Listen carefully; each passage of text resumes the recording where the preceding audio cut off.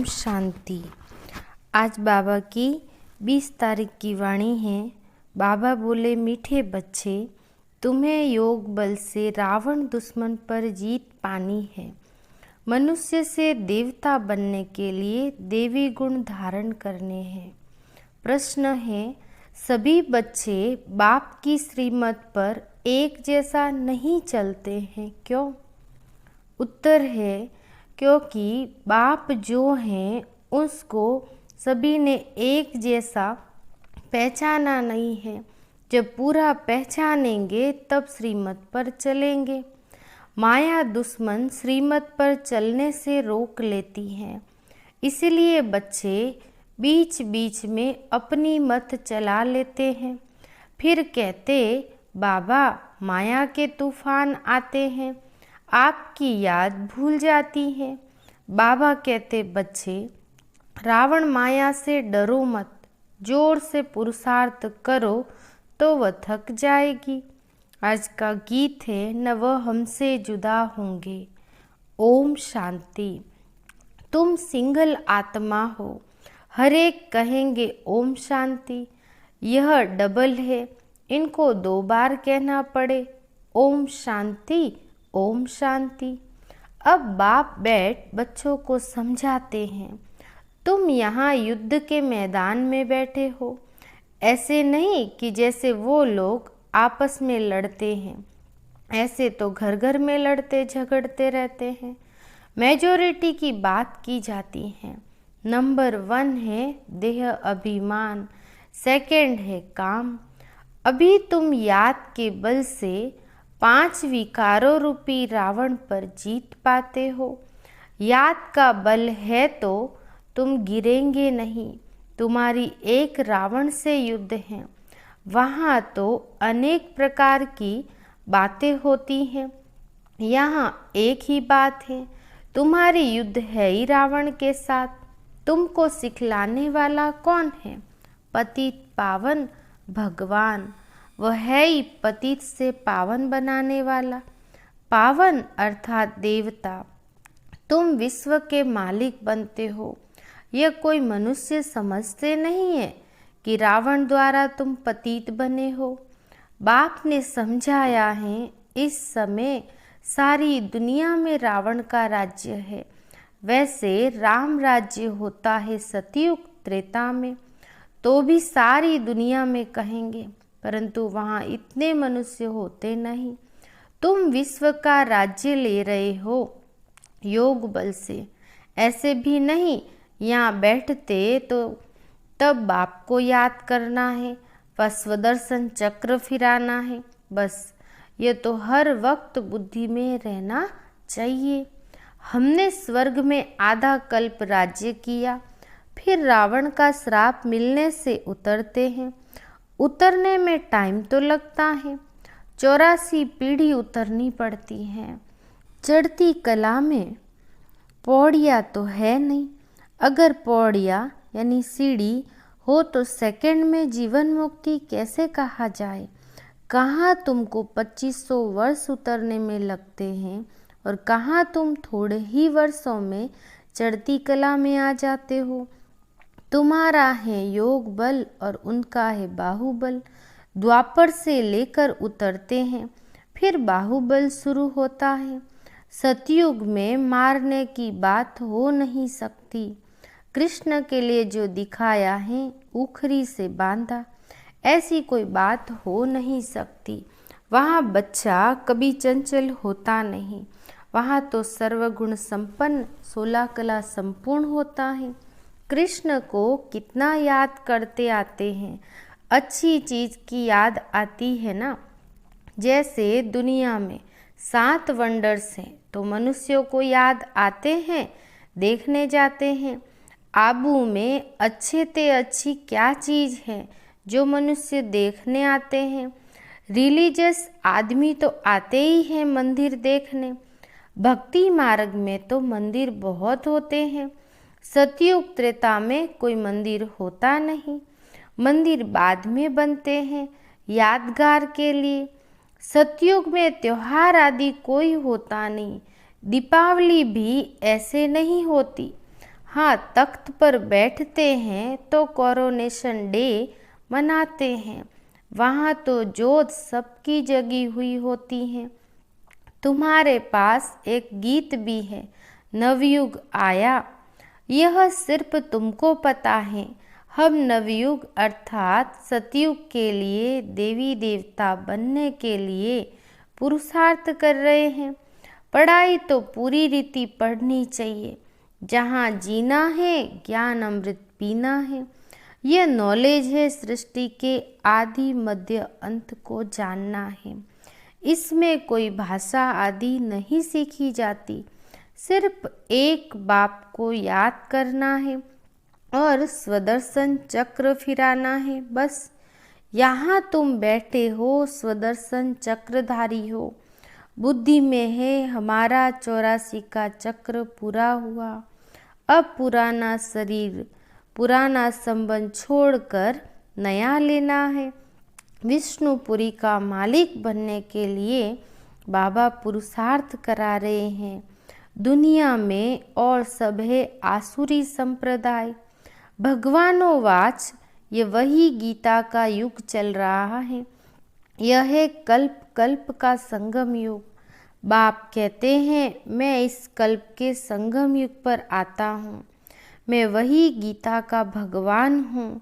यहाँ आता हूँ नई दुनिया स्वर्ग रचने। मैं द्वापर में कैसे आऊँगा? यह एक बड़ी भूल है।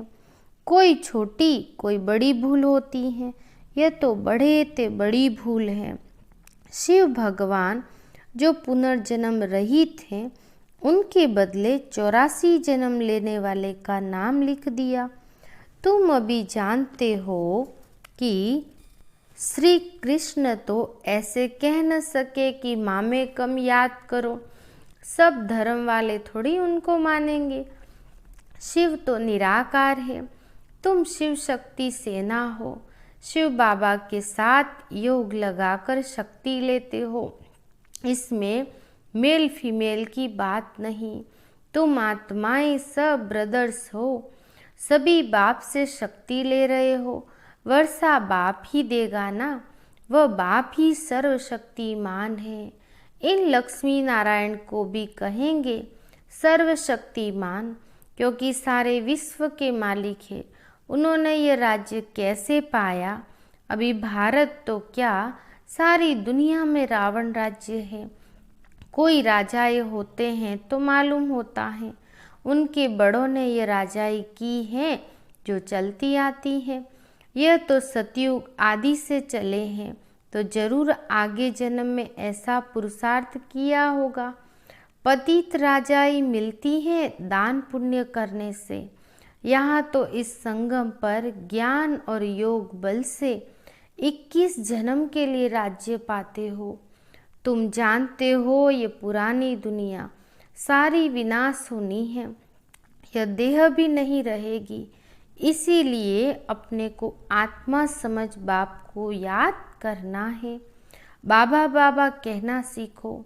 जैसे जिस्मानी बच्चों को सिखाया जाता है तो वह उसी बाप को याद करते हैं। अभी रूहानी बाप तुम बच्चों को कहते हैं, हे बच्चे ये नई बात है। बाप कहते हैं अब मुझ रूहानी बाप को याद करो, क्योंकि वापिस घर चलना है। आत्मा तो अविनाशी है और शरीर विनाशी है, तो ताकत वाला कौन ठहरा? शरीर आत्मा के आधार पर चलता है। आत्मा चली जाती है तो शरीर को आग से जलना पड़ता है। आत्मा तो है ही अविनाशी, वह बिंदी की बिंदी ही है। उस आत्मा को कोई भी नहीं जानते। भल करके कोई को साक्षात्कार होता है, फिर भी क्या, उनको तो ये पता ही नहीं है कि आत्मा जो बिंदी है उसमें 84 जन्मों का अविनाशी पाठ भरा हुआ है। यह बातें तुम्हारी ही बुद्धि में है। राजयोग सिखलाने वाला है ही वह बाप। बाकी बैरिस्टर, वकील, इंजीनियर आदि तो चले आते हैं। यहाँ बनना है मनुष्य से देवता, है वह भी मनुष्य। परंतु उनको देवता कहा जाता है। देवता अर्थात देवी गुण धारण करने वाले। तुमको पुरुषार्थ कर ऐसा देवी गुणों वाला बनना है। यह है एम ऑब्जेक्ट। तुम जानते हो इन देवताओं में कौन से गुण हैं। ऐसा हमको बनना है। प्रजा भी होगी ना।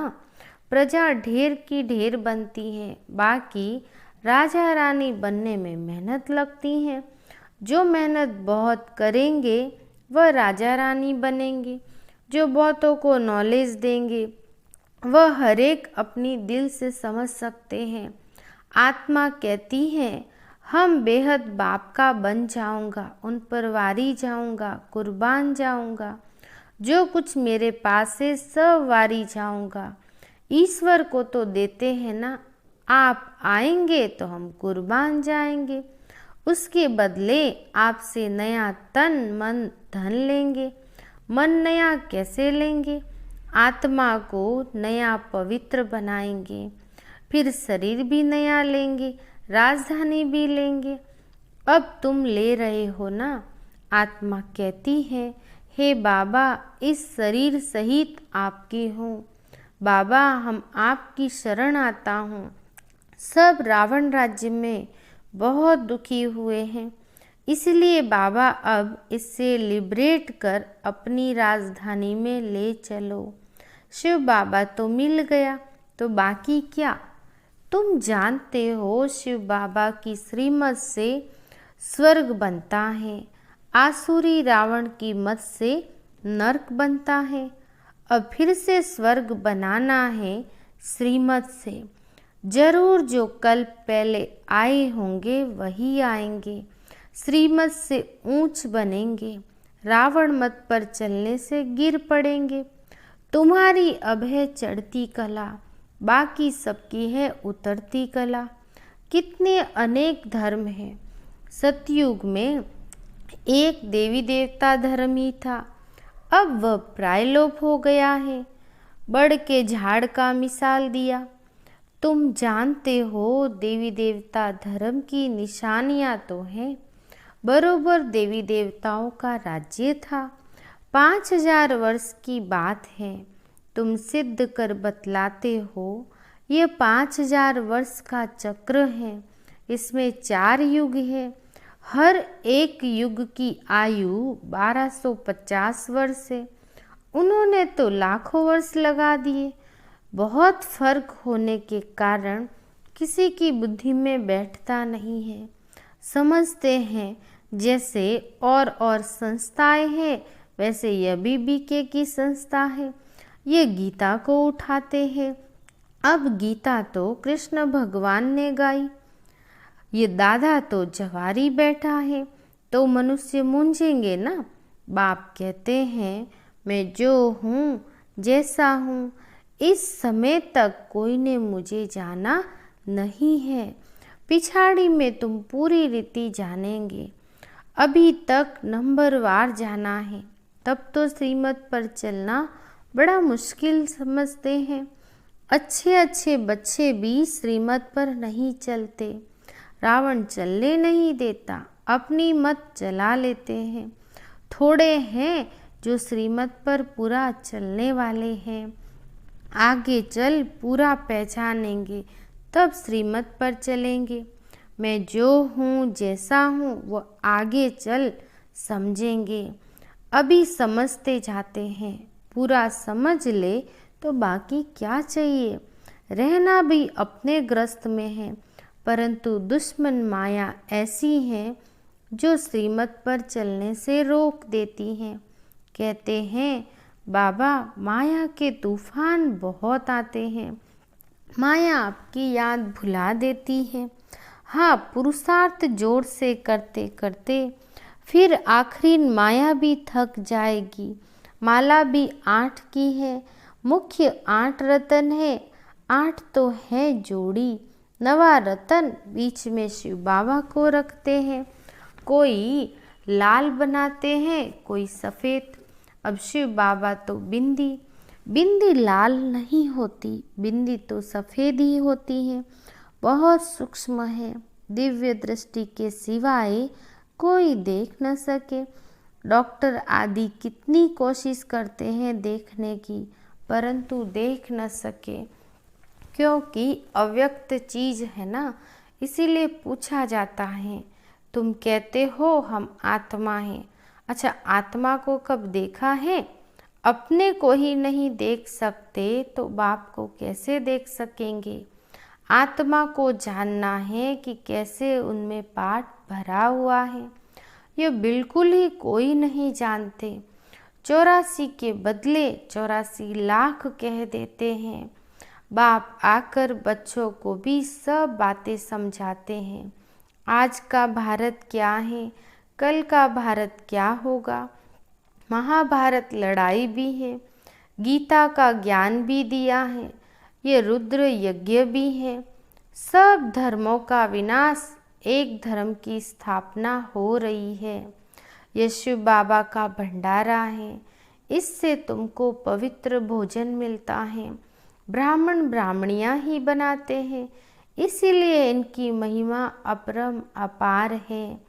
इससे तुम पवित्र पवित्र दुनिया का मालिक बनते हो, इसलिए पवित्र भोजन अच्छा है।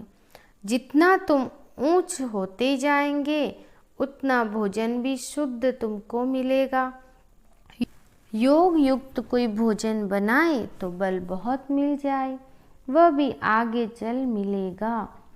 सर्विस एबल बच्चे जो सेंटर पर रहते हैं, वह अपने ही हाथों से भोजन बनाकर खाए तो भी उसमें बहुत बल मिल सकता है। जैसे पतिव्रता स्त्री पति के बिगर किसी को याद नहीं करती, ऐसे तुम बच्चे भी याद में रहकर बनाओ खाओ तो बहुत बल मिलेगा। बाबा की याद में रहने से तुम विश्व की बादशाही लेते हो। बाबा राय भी देते, परंतु अभी किसी की बुद्धि में नहीं आता। आगे चल हो सकता है कहेंगे हम अपने हाथ से योग युक्त हो भोजन बनाते हैं तो सबका कल्याण हो जाए। बाप बच्चों को हर प्रकार की मत देते हैं ना।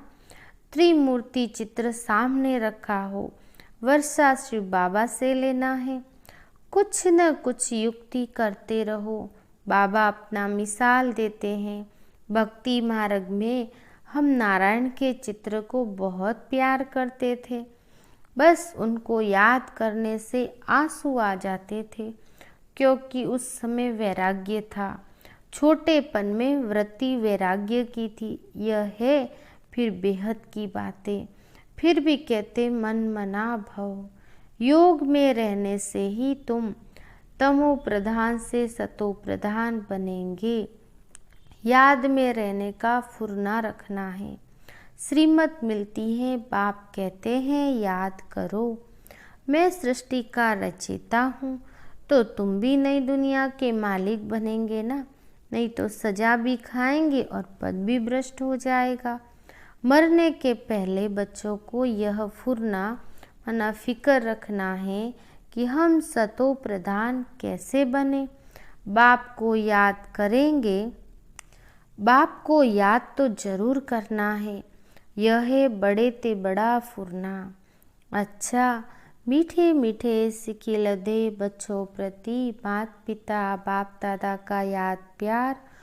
Good morning. रूहानी बाप की रूहानी बच्चों को नमस्ते। हम रूहानी बच्चों की रूहानी बाप दादा को याद प्यार। गुड मॉर्निंग, नमस्ते नमस्ते नमस्ते। मुरली का सार है, योग युक्त हो अपने हाथ से भोजन बनाना और खाना है।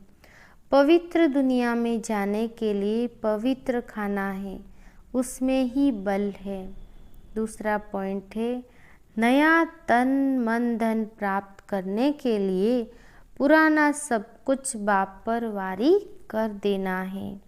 इस शरीर सहित बाप पर पूरा पूरा कुर्बान जाना है। आज का वरदान है, अपने श्रेष्ठ व्यवहार द्वारा सर्व आत्माओं को सुख देने वाली महान आत्मा भव। जो महान आत्माएं होती हैं उनके हर व्यवहार से सर्व आत्माओं को सुख का दान मिलता है। वह सुख देते और सुख लेते हैं। तो चेक करो कि महान आत्मा के हिसाब से सारे दिन में सबको सुख दिया, पुण्य का काम किया। पुण्य अर्थात किसी को ऐसी चीज देना जिससे उस आत्मा से आशीर्वाद निकले।